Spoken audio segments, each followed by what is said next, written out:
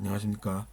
이번 시간에 우리는 인생을 연극에 비유해서 설명드려 보겠습니다. 연극을 우리는 다양한 역할들이 있는 인생과도 같은 것이라고 표현을 하곤 합니다. 그것은 왜 그럴까요? 연극에는 바라보는 사람이 있고 또 한 역할을 수행하는 배우들이 있습니다. 그리고 바라보는 사람은 그 전체적인 것들을 다 조망하고 그리고 조언을 남겨주는 사람입니다. 근데 우리가 악역을 맡은 사람도 연극에는 존재합니다. 그런 경우에 우리가 그 악역을 맡은 사람을 나쁜 존재라고 볼 수는 없습니다. 다만 이제 역할 자체가 악하다라고 알게 됩니다. 그러니까 우리가 나쁜 존재로 사람들을 보고 그 결과 우리가 두려운 내면으로 인해서 또 다양한 나쁜 그런 체험을 할 수도 있다는 이야기입니다. 그러한 것을 우리가 고난의 학교라고 부르고 또 그래서 우리가 고난의 학교를 다니지 않으려면 다양한 의식 성장이 또 필요하다는 이야기가 됩니다. 어쨌든 고난의 학교는 피하고 또 우리가 신비 학교라고 부르는 그 반대의 것을 선택하는 것을 조언을 합니다. 즉 우리가 권유하는 그 신비 학교라는 것은 아까 말씀드린 것과는 반대로 나쁜 일을 겪지 않고 잘 사는 그러한 것이 필요해진다는 이야기입니다. 그리고 그런 신비 학교가 우리에게 펼쳐지려면 우리가 역할을 수행하는 것만으로는 충분하지 않습니다. 전체적인 조망을 가지고 연극을 바라보는 그 어드바이저의 역할을 누군가가 수행하고 그분들의 조언을 우리가 잘 들어야 한다는 이야기입니다.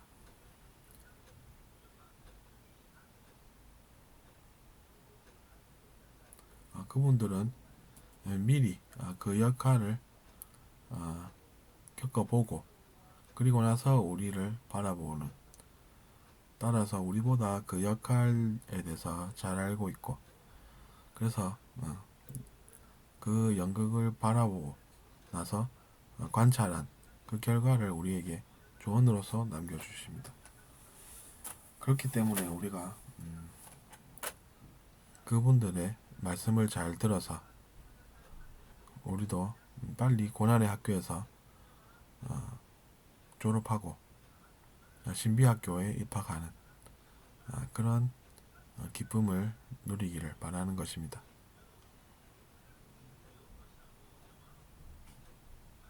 그러면 어떻게 해서 그 사람들이 나쁜 존재로 보일까요, 선생님? 저는 라는 고민을 가질 수 있습니다.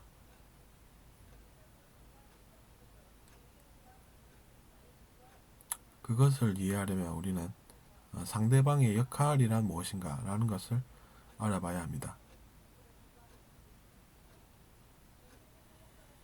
그 사람은 물론 실수를 하고 살았을 수 있습니다. 하지만 그건 그 사람의 인생입니다. 그 사람의 인생에서 그 사람이 실험을 하고 또 그 실험의 결론을 얻는 것입니다. 그러면 피해당한 저는 어떻게 살아야 하나요? 라는 질문을 또 할 수가 있습니다. 그 피해자도 자기 자신의 피해를 성장의 기회로 삼아서 더 많은 것을 배워서 더 이상 그 피해로 인해서 고생하지 않는 그래서 그 피해로부터 자유로운 그러한 사람으로 성장을 할 수가 있다는 이야기입니다.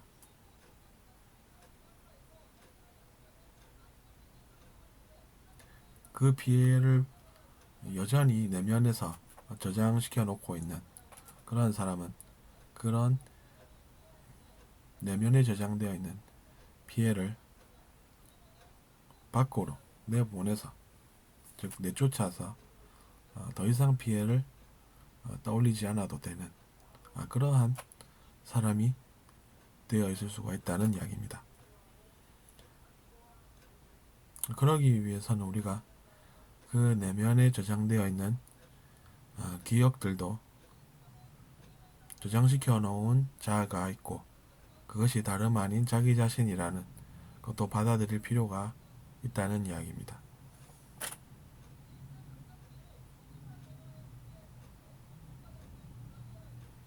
어쨌든 그래서 우리가 피해받은 사람은 그 피해로부터 완전히 자유로울 때까지 치유의 과정이 필요하다는 이야기입니다.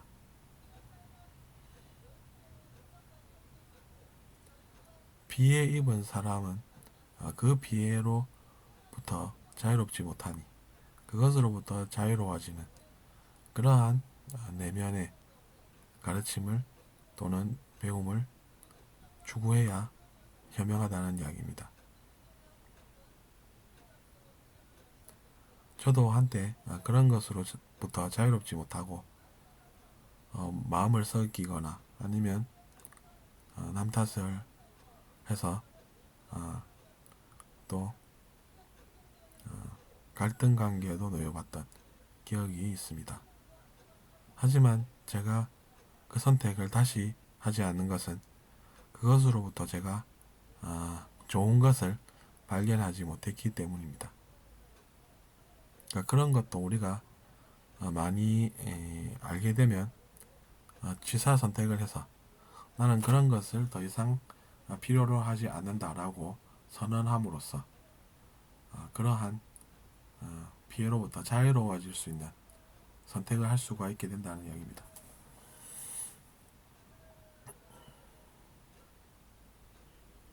그것이 우리가 내면의 평화에 이르는 길이라는 얘기입니다. 그럼 그것이 왜 자유입니까? 라고 하시면 그때 말하는 자유는 뭔가에 있는 듯한 피해로부터 묶여 있는 듯한 그런 것이 아닌 즉 새처럼 자유롭게 날 수 있는 듯한 그런 자유라는 의미가 됩니다. 그 피해로부터 우리가 자유롭지 못하다는 것은 그것이 자주 떠올라서 힘든 감정이 계속해서 생긴다는 그러한 것이고, 큰 사건들을 겪은 그러한 분들이 그러한 특징을 주로 보입니다.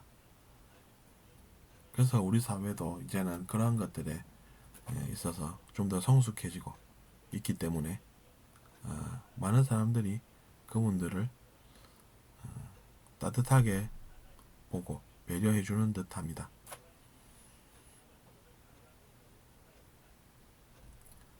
어쨌거나 우리가 그래서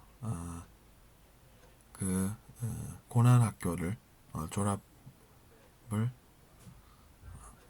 할 수가 있는 것이고, 또 우리가 관계 거울을 통해서도 알 수가 있습니다. 그 사람이 나에게 있어서 어떠한 역할을 하는지 잘 모르겠다라고 생각하는 사람도 있을지 모르겠는데 제가 본 것은 다릅니다. 그 사람이 존재하기 때문에 내 내면 안에 있는 그 어둠을 발견할 수도 있다는 이야기입니다.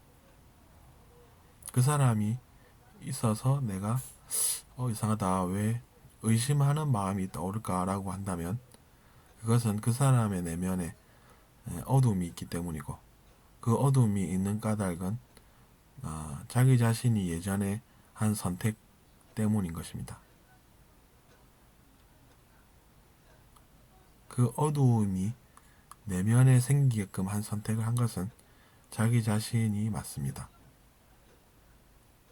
그래서 우리가 누군가를 비난하는 것은 아니지만 그렇다는 이야기입니다. 그것을 간단하게 이야기해 보면 우리 내면에 무언가가 있게 된 것은 자기 자신이 한 선택 때문이다 라는 것입니다. 그리고 내면의 어두움 때문에 또 무언가를 겪는 것이 우리 자신이라는 얘기입니다.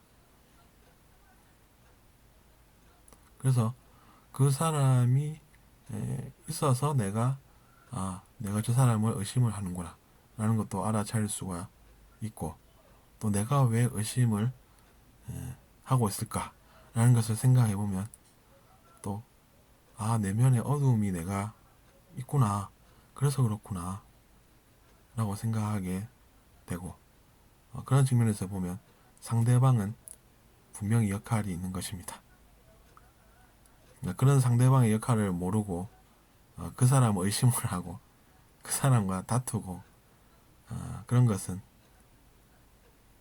예전의 일이고, 또 이제 선택 안 할 수 있는 그러한 사람으로 또 우리가 성장할 수도 있다는 이야기입니다. 들어주셔서 감사합니다.